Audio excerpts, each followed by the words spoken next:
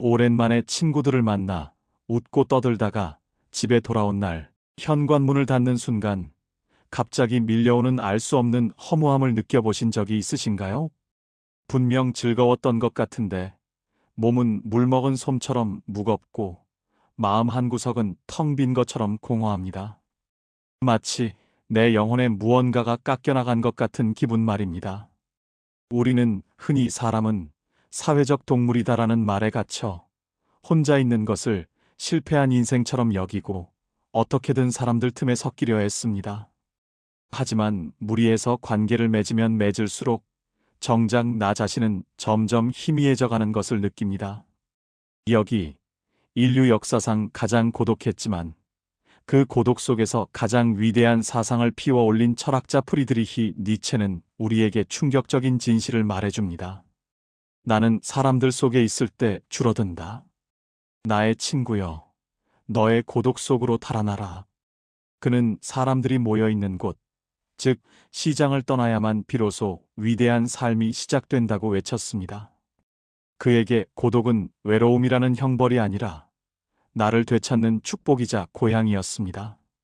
오늘부터 우리는 니체의 안내를 받아 시끄러운 세상의 소음에서 벗어나 나만의 고요한 동굴로 들어가는 법, 그리고 그 고독 속에서 어떻게 다시 태어날 수 있는지에 대한 지혜를 함께 나누어 보겠습니다. 첫 번째, 시장을 떠나라. 소음이 당신을 죽이고 있다.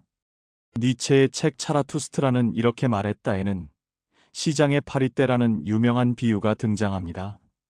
여기서 시장이란 단순히 물건을 파는 곳이 아닙니다. 사람들이 모여서 남의 이야기를 하고 평가하고 가십을 쏟아내는 모든 사교의 장을 의미합니다. 니체는 묻습니다. 그곳에서 당신은 진정으로 당신 자신이었습니까? 시장 바닥은 시끄럽습니다. 누가 돈을 벌었다더라. 누가 망했다더라. 저 사람은 저게 문제야라는 온갖 잡담과 참견이 난무합니다. 그 사람들은 그곳에서 자신의 목소리를 내기보다는 남들의 눈치를 살피고 유행을 따라가며 평균적인 인간이 되기를 강요받습니다. 니체는 이런 곳에 머무는 위대한 영혼들을 향해 경고합니다. 너의 고독 속으로 달아나라. 나는 내가 독파리 떼에 쏘여 온몸이 붉게 부어오른 것을 보고 있다. 여기서 독파리 떼는 누구일까요? 바로 당신의 면전에서는 아첨하고 뒤에서는 험담하는 얄팍한 사람들. 당신의 에너지를 빨아먹고 당신의 고귀한 생각을 별나다고 깎아내리는 사람들입니다. 그들은 윙윙거리며 당신의 귓가에 소음을 불어넣습니다. 그 소음 속에 계속 머물러 있다가는 당신 내면의 목소리, 즉 영혼의 소리는 완전히 묻혀버리고 말 것입니다. 우리가 사람들 속에 있을 때 피곤하고 줄어드는 느낌이 드는 이유는 바로 이파리 떼와 싸우느라 혹은 그들의 비위를 맞추느라 나의 소중한 생명력을 낭비했기 때문입니다. 니체는 단호하게 말합니다. 위대한 모든 것은 시장을 떠난 곳에서 일어난다. 발명가, 예술가, 사상가, 세상을 바꾼 모든 위대한 이들은 파리떼가 윙윙거리는 시장이 아니라 고요한 고독 속에 머물렀던 사람들입니다. 당신이 지금 지쳐 있다면 그것은 당신이 약해서가 아닙니다. 당신이 있어야 할 곳이 시장이 아니라 고독이기 때문입니다.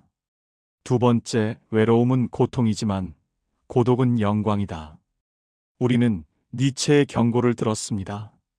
시장의 파리떼, 즉 소음뿐인 인간관계에서 벗어나라. 하지만 막상 그 소음에서 벗어나 혼자가 되면 덜컥 겁부터 납니다. 이러다가 나만 도태되는 건 아닐까? 아무도 나를 찾지 않는 이 적막함이 너무 싫다. 이때 니체는 우리에게 아주 중요한 개념의 차이를 가르쳐 줍니다. 바로 외로움과 고독의 차이입니다. 우리는 흔히 이 둘을 같은 것이라고 생각하지만 니체에게 이 둘은 하늘과 땅만큼이나 다른 것입니다. 외로움이란 무엇입니까? 그것은 내가 나 자신과 함께 있는 것을 견디지 못하는 상태입니다. 내면이 빈곤하고 자존감이 낮아서 혼자 있으면 자신이 초라하게 느껴집니다. 그래서 끊임없이 타인의 관심, 타인의 말소리를 찾아 헤맵니다. 결핍에서 오는 고통입니다. 반면 고독이란 무엇입니까? 그것은 내가 나 자신과 함께 있는 즐거움을 누리는 상태입니다. 내면이 꽉 찬 사람은 타인이 없어도 충분합니다. 그는 자신의 생각과 대화하고 자신의 영혼을 돌보는 그 시간을 가장 사랑합니다. 이것은 충만함에서 오는 영광입니다. 니체는 이렇게 말했습니다. 외로움은 잘못된 짝을 만난 상태다. 그 잘못된 짝은 바로 너 자신이다. 혼자 있을 때 괴롭다면 그것은 당신이 혼자라서가 아닙니다. 당신이 당신 자신과 친하지 않기 때문입니다. 당신이 당신 자신을 지루해하고 싫어하기 때문입니다. 하지만 고독을 즐기는 사람은 다릅니다. 그는 자신이야말로 가장 좋은 친구이자 대화 상대임을 압니다. 니체는 고독 속에서 나는 혼자가 아니다. 나는 나와 그리고 나의 깊은 생각과 함께 둘이서 대화한다고 했습니다. 사람들 틈에서 느끼는 공허함을 채우기 위해 억지로 약속을 잡지 마십시오. 대신 그 외로움을 고독으로 바꾸는 연습을 하십시오.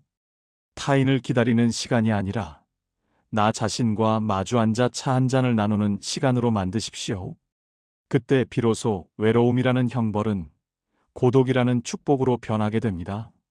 세 번째, 고독은 나의 고향이다.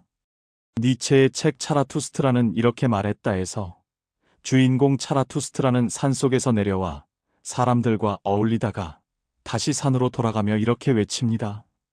오, 고독이여. 나의 고향, 고독이여. 나는 너무 오랫동안 낯선 곳에서 거칠게 살았구나. 그래서 내 발에는 고향으로 돌아가는 이 길이 그토록 부드럽게 느껴지는구나. 니체에게 고독은 단순한 휴식처가 아니었습니다. 그것은 영혼이 돌아가야 할 진정한 고향이었습니다. 생각해 보십시오.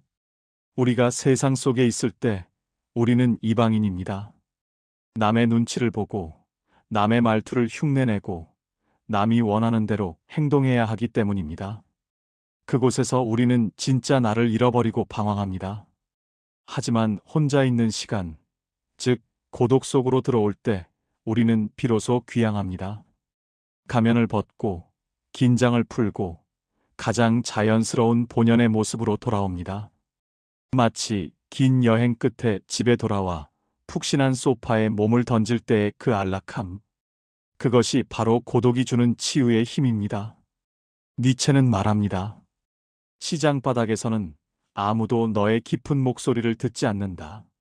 하지만 이곳 고독 속에서는 모든 사물들이 너의 말에 귀를 기울이고 너를 쓰다듬어 준다. 사람들에게 이해받지 못해 상처받으셨나요? 내 말이 묻히는 것 같아 답답하셨나요? 그렇다면 고향으로 돌아가십시오. 고독 속에서는 당신의 모든 생각이 존중받고 당신의 모든 감정이 위로받습니다. 그 고요한 고향의 품 안에서 찢기고 상처 입은 당신의 영혼은 다시금 생명력을 얻고 단단하게 아물어갈 것입니다. 고독을 두려워하지 마십시오. 그곳은 당신이 가장 당신다워질 수 있는 유일한 안식처입니다. 네 번째, 나를 편하게 하는 친구보다 나를 긴장시키는 적이 낫다. 우리는 고독이 영혼의 고향임을 알았습니다. 하지만 여전히 많은 사람들은 고독을 견디지 못해 친구를 찾아 나섭니다. 내 말에 무조건 고개를 끄덕여주고 내 말이 맞아. 너는 잘못 없어라고 위로해주는 그런 편한 친구 말입니다. 하지만 니체는 이런 얄팍한 우정에 대해 아주 충격적인 일침을 가합니다. 나는 너에게 친구가 되라고 권하지 않는다. 오히려 적이 되라고 권한다. 너는 너의 친구에게서 너의 가장 좋은 적을 발견해야 한다. 도대체 이게 무슨 말일까요? 친구에게 적이 되라니요? 니체가 보기에 우리를 나약하게 만드는 가장 큰 독은 바로 무조건적인 동조와 값싼 동정입니다. 나에게 듣기 좋은 말만 해주는 친구는 나를 안락한 늪에 빠뜨립니다. 그래, 넌 충분해. 더 노력할 필요 없어. 이런 달콤한 위로는 당장의 기분은 좋게 할지 몰라도 나의 성장을 멈추게 하고 나를 그 자리에 주저앉게 만듭니다. 반면 적은 어떻습니까? 적은 나를 공격하기 위해 나의 약점을 집요하게 찾아냅니다. 나의 게으름, 나의 부족한 지식, 나의 빈틈을 찔러옵니다. 바로 그 공격 때문에 우리는 긴장하고 깨어있게 되며 그 약점을 보완하기 위해 필사적으로 노력하게 됩니다. 결국 나를 강하게 만드는 것은 나를 감싸주는 친구가 아니라 나를 자극하는 적입니다. 니체는 말합니다. 적에 대한 긍지는 곧 나에 대한 긍지다. 너는 내가 경멸하는 자가 아니라 내가 존경할 수 있는 자를 적으로 두어야 한다. 이것을 인간관계에 적용해 보십시오. 나에게 쓴소리를 하는 사람, 나와 생각이 달라서 나를 불편하게 하는 사람을 무조건 피하지 마십시오. 그들은 나를 비추는 가장 날카로운 거울입니다. 그들과의 마찰이야말로 무디어진 내 지성을 날카롭게 갈아주는 숫돌과 같습니다. 진정한 우정은 서로의 상처를 핥아주는 것이 아니라 서로가 더 높은 곳으로 올라갈 수 있도록 채찍질해주는 아름다운 투쟁이어야 합니다. 5번째, 고독은 나 자신과의 전쟁터다. 니체가 말하는 고독이 단순한 휴식이 아닌 이유가 바로 여기에 있습니다. 고독 속으로 들어간다는 것은 세상에서 가장 강력한 적, 즉, 나 자신과 마주한다는 뜻입니다. 사람들 틈에 있을 때 우리는 쉽게 안주합니다. 남들만큼만 하면 된다고 생각합니다. 하지만 고독 속에서 우리는 적나라한 나 자신을 봅니다. 나의 나약함, 나의 비겁함, 나의 얕은 지식이 숨김없이 드러납니다. 니체에게 고독은 평화로운 정원이 아니라 치열한 전쟁터였습니다. 어제의 나약한 나를 부수고 내일의 더 강한 나로 다시 태어나기 위해 끊임없이 싸우는 시간입니다. 그는 이렇게 외칩니다. 창조하는 자여, 너는 너의 고독 속에서 너의 길을 가라. 그 길은 너 자신을 불태우는 길이다. 내가 먼저 죄가 되지 않고서 어떻게 다시 태어나기를 바랄 수 있겠는가? 고독이 힘든 이유는 그 속에서 우리는 스스로를 불태워야 하기 때문입니다. 하지만 그 고통스러운 연소의 과정이 있어야만 우리는 비로소 낡은 껍질을 벗고 위대한 초인으로 거듭날 수 있습니다. 아무런 자극도 없는 편안한 친구들 틈에서 서서히 썩어갈 것인가? 아니면 고독이라는 치열한 적과 싸우며 단단한 보석으로 변모할 것인가? 니체는 우리에게 그 선택을 묻고 있습니다. 6번째, 작은 사람들 틈에서 거인도 작아진다. 우리는 처음에 니체의 고백, 사람들 속에 있을 때 나는 줄어든다라는 말로 이 여행을 시작했습니다. 도대체 왜 우리는 사람들 속에만 있으면 작아지는 걸까요? 니체는 그 이유를 작은 사람들, 즉 무리의 본성 때문이라고 보았습니다. 세상의 대다수를 차지하는 작은 사람들은 자신보다 뛰어난 것, 자신보다 깊은 것을 본능적으로 싫어합니다. 그들은 거인을 보면 우러러보는 것이 아니라 어떻게든 끌어내려 자신들과 똑같은 높이로 만들려고 합니다. 너만 유별나게 굴지 마, 남들 하는 만큼만 해라며 우리의 다리를 자르고 날개를 꺾어 평균이라는 작은 상자 안에 가두려 합니다. 니체는 말했습니다. 그들은 모두가 평등하기를 원한다. 하지만 그들의 평등은 하향 평준화된 평등이다. 그들 틈에 섞여 있으면 나의 영혼은 질식하고 나의 목소리는 쉰 소리가 난다. 우리가 관계에 지쳐 줄어드는 느낌이 드는 건 바로 이 하향 평준화의 압력 때문입니다. 그들의 비위를 맞추기 위해 나의 높은 생각을 낮추고 그들의 가십에 어울리기 위해 나의 고귀한 언어를 버려야 했기 때문입니다. 그러니 고독 속으로 탈환하십시오. 그것은 도망이 아닙니다. 그것은 작은 사람들의 늪에서 빠져나와 당신 본래의 거인의 키를 회복하는 유일한 길입니다. 아무도 당신을 깎아내리지 않는 그곳에서 당신은 비로소 마음껏 기지개를 켜고 본래의 크기로 돌아갈 수 있습니다. 7번째, 나 자신을 사랑하는 법을 배우라. 고독 속에서 우리가 수행해야 할 가장 어렵고도 중요한 과제는 무엇일까요? 그것은 바로 나 자신을 사랑하는 법을 배우는 것입니다. 나를 사랑한다고요? 그건 쉬운 일 아닙니까? 라고 반문하실지도 모릅니다. 하지만 니체는 단호하게 말합니다. 나 자신을 사랑하는 것, 그것은 가장 교묘하고 가장 인내심을 요하는 예술이다. 많은 사람들이 혼자 있는 것을 견디지 못하고 밖으로 나도는 이유는 사실 자기 자신을 사랑하지 않기 때문입니다. 자신의 내면이 지루하고 볼품없고 싫기 때문에 자기 자신으로부터 도망치듯 타인을 찾아가는 것입니다. 니체는 외칩니다. 너희는 너희 자신을 잘 견뎌내지 못하고 너희 자신을 충분히 사랑하지도 않는다. 그래서 너희는 타인을 통해 너희 자신을 잊으려 한다. 그것을 너희는 이웃사랑이라고 부르지만 나는 그것을 자기 도피라고 부른다. 진정한 자기 사랑은 나르시시즘이 아닙니다. 그것은 나의 추함과 나약함까지도 직시하고 그것을 견뎌내며 마침내 그럼에도 불구하고 나는 나를 긍정한다라고 말할 수 있는 건강하고 온전한 상태입니다. 고독한 시간은 바로 이 훈련을 하는 시간입니다. 내가 나 하나만으로도 충분히 즐겁고 내가 나 하나만으로도 꽉 찬 느낌을 받을 때까지 그렇게 스스로를 사랑하게 된 사람은 타인에게 사랑을 구걸하지 않습니다. 그는 넘치는 사랑을 타인에게 나눠줄 수 있는 태양이 됩니다. 먼저 너 자신을 사랑하는 자가 되어라. 맑고 건강한 사랑으로 너 자신을 사랑하라. 그래야만 너는 너 자신과 함께 있는 것을 견디어낼 수 있고 이곳저곳을 기웃거리지 않게 된다.